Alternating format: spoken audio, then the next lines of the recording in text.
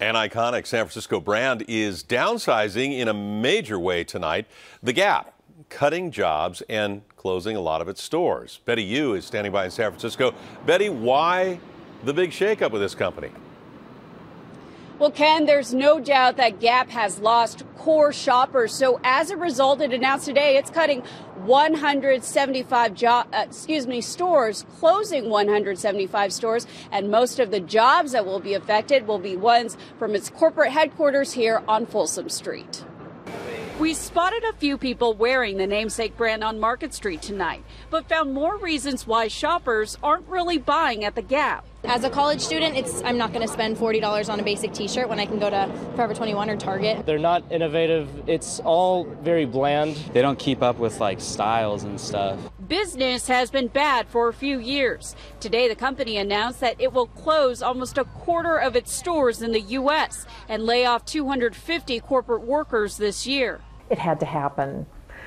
This is a huge company with a huge physical presence. There's no need for that today in retail. They had stores and malls that are kind of dying.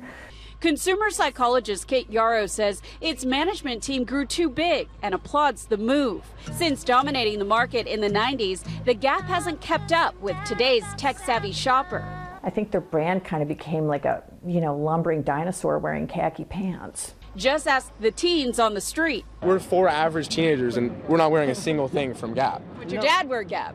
Yeah, my dad wears Gap a lot. My dad definitely wears Gap. In a statement, the company said customers are rapidly changing how they shop today, and these moves will help get Gap back to where we know it deserves to be in the eye of consumers. Gap, holds a pretty big place in most people's hearts here in the Bay Area, and so I think it's a company that means a lot to our community, and we really want it to do well.